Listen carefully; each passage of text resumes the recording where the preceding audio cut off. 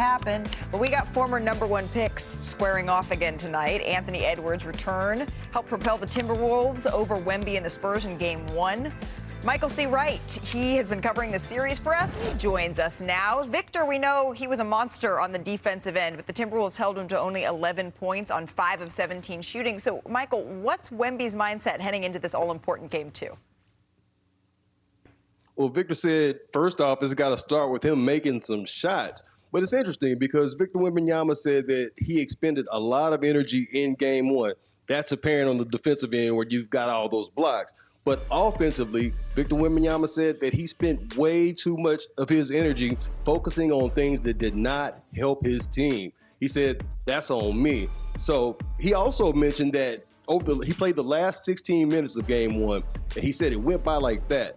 That's not a good thing. Vic said that when it goes by like that, it means that he did not have a firm grasp of the game. So look for him to be more present and focused in on every possession because you have to be that way to win these playoff games. Yeah, this felt like sort of the first time we saw in these playoffs, at least, Victor Wembanyama be truly mortal. And yes, I recognize I'm saying that about a guy who made history with 12 blocks in a game. Michael C. Wright, we appreciate the time. What you're saying, though, is the pressure is on the Spurs to avoid starting a best-of-7 series with consecutive home losses because only 5 of the previous 38 teams to do that came back to win the series. Most recently, it was the Clippers in 2021 against the Dallas Mavericks. So however you slice it, today's a huge game, Perk. So what adjustment are you looking at, especially when we're talking about Victor? Well, I mean, the biggest adjustment is Wemby got to remember that he's a big man.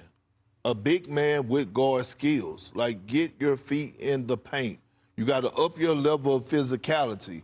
He was 0 for 8 from the 3. Every time he takes a jump shot or a three-point shot, the Minnesota Timberwolves are saying under their breath, thank you, because you let them off the hook. You got to find a way, one, to play with pace, get out in transition, let your defense be your offense, and find a way to get Wemby getting downhill. They're living with these shots. I know he can make them, but if I'm Minnesota, I'm saying to myself, hey, keep shooting. I'm not saying you can't, but we feel like we got a better chance at winning this series if you become a jump shooter. Excuse me. Well, what we're seeing in the postseason are when star players tend to have more human games, like Wemby had a human game, who's going to step up? And it has to be De'Aaron Fox. Huh? That wasn't human. Like, you still think it was still superhuman going with the 12 blocks? But, like, crazy. Human is relative. Yeah. We all know his human is just straight up being alien, right? So the alien are the 12 blocks. But when he is maybe struggling to find his shot, to get downhill, De'Aaron Fox, Stephon Castle, there's a number of star young players for the San Antonio Spurs that I feel like have to take control of the game in better ways. The foul trouble for Castle has been something that's come up a couple of times. True. It has, yeah. He's been knocked out of a couple playoff games so far. I think the X factor tonight is how much is Ant Edwards going to be able to give. Now, 25 minutes off the bench in Game 1, which was amazing, but it was really, really a valuable 25 minutes. And I felt like he ran out of gas. He made a couple of fatigue turnovers at the end of the game. Can they start him tonight? Yeah. Can they extend those minutes a little bit trying to get up 2-0, or do they have to keep a cap on it? We should mention Ayo Dosunmu. He's available. Oh, wow. Hey. And that's what I'm saying. So when you said, yeah, you need more from De'Aaron Fox, you need more from Stephon Castle, I don't know if they can give you more. They're going against the Timberwolves defense with a bunch of dogs on the perimeter. You're right. It's different than the Jay Portland Trailblazers. McDaniels is the best perimeter defender in the league.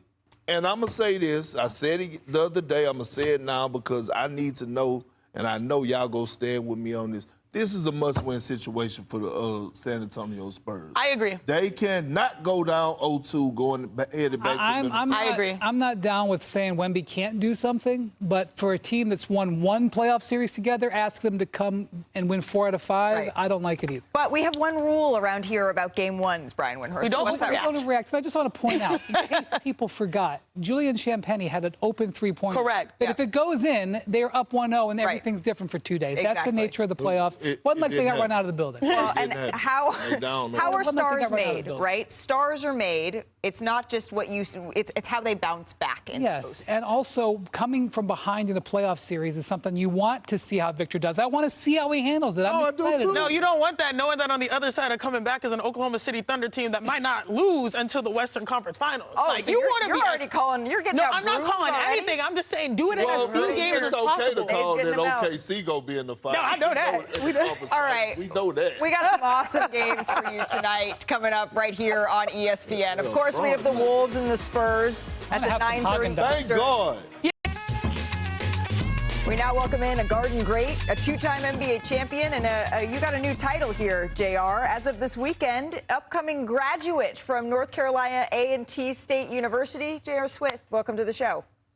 I appreciate you having me. Thank you. Thank you That's so a nice much. ring to it. I like the time to that. Future graduate. It is coming up just this weekend. You're about to walk across the stage this Saturday. But can we go back to when you enrolled in 2021? This is such a tremendous accomplishment. But what was it that made you decide you wanted to go back to school?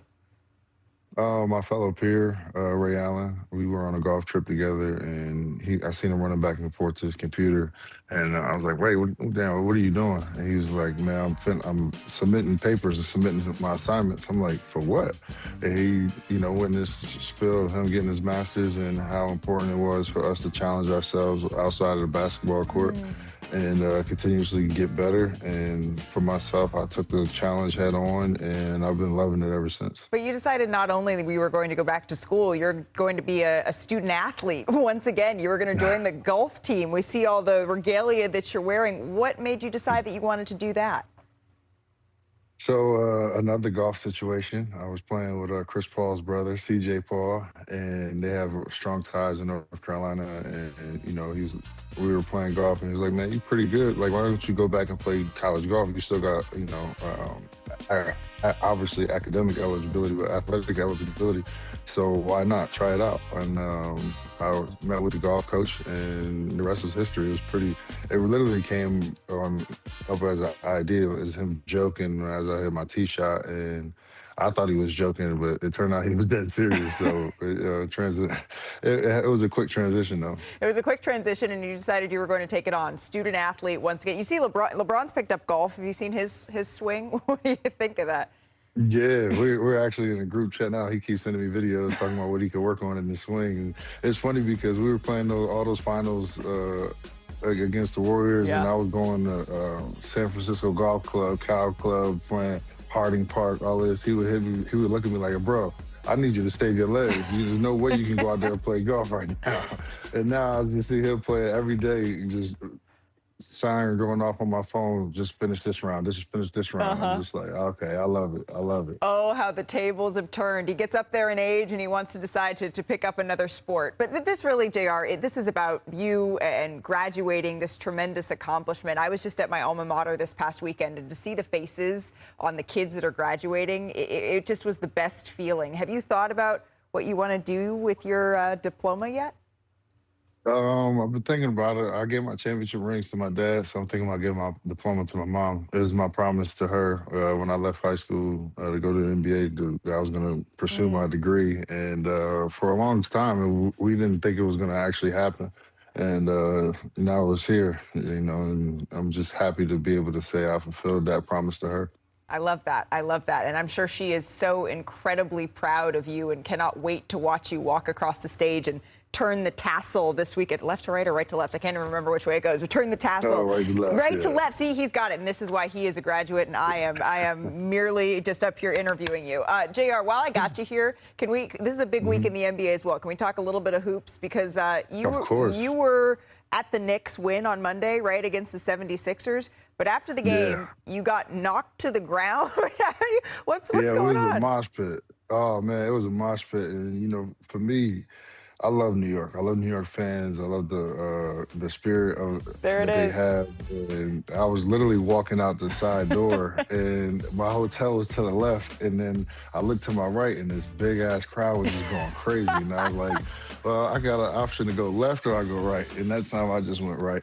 And I just try to enjoy it with the fans and let them see that I'm part of the community. Absolutely, and feel the love, because there is nothing like walking out on 6th Avenue after a Knicks win and seeing the fans going absolutely crazy. What do you think? I mean, when you look at the Eastern Conference, there's a lot of opportunity here for the New York Knicks. Is this the year that they go back to the NBA Finals? I think this is the best opportunity that we've had in a long time. I think we have all the pieces to the puzzle. We just gotta, everybody has to do their part, and which, I mean, they did the, game one against the Sixers. which I think was a tougher game than people realized for the Sixers after playing that first tough series like that in 7 games. So the comeback, tonight, game 2, and show what we made of is going to be big. Well, you have had some amazing moments in Madison Square Garden in your career. You have had some amazing moments with the Cavaliers, who are still playing in the postseason as well. So we thought before we let you go, we wanted to run through some of our favorite plays of your career to celebrate your graduation this weekend, the awesome career that you had, and everything that's coming up. This is the top of the top. These are your highlights, brought to you by Ortho. This is the J.R. Smith mixtape. So we're going to start, JR, with some top alley-oops. We're going to go all the way back to 2010. This is Nuggets Wolves. Check out this 360. Oh yeah, shout out to my man, Big Shot. Making sure to get you the lob there. And then 2013, this is when you were in New York. Oh, little reverse. Pablo, yeah.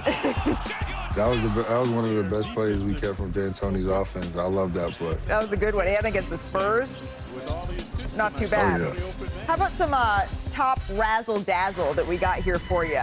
This is 2014. This is at the Garden. You dropped our friend Tristan Thompson. Did you apologize?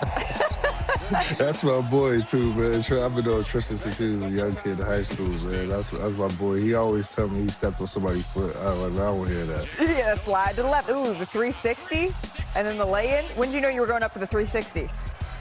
I didn't, honestly. I didn't know until I kind of planned it. Driving past. Oh, up and under? Yeah, this was a long time ago. Yeah, but come on. You still got it. You still could do it. Let's shift over to some rim wreckers here. This is 2014. This is against the Cavs. Switched hands. Can you still get up like that? Ironically, no, absolutely not. I can't jump over my textbook. You said ironically what? Ooh. Ironically, I had some good highlights against the Cavs and against the Knicks, playing for vice versa, so it kind of creeps me out still. Ooh. Okay, poor Gary Neal, man. Wow. That's when I really could fly. It's over. I feel like 2 years after that, my hops just dwindled. Well, this weekend, you are going to be flying across the stage. Again, JR, congratulations. It takes so much resolve to decide that you are going to go back to school, to try something new, to put in that investment into your education. And all of us here on NBA Today, we're so excited for you. So huge congrats, and thank you for the time. Thank you so much. I appreciate y'all. We will be seeing you soon and down the road. Soon and down the road. Appreciate it, JR.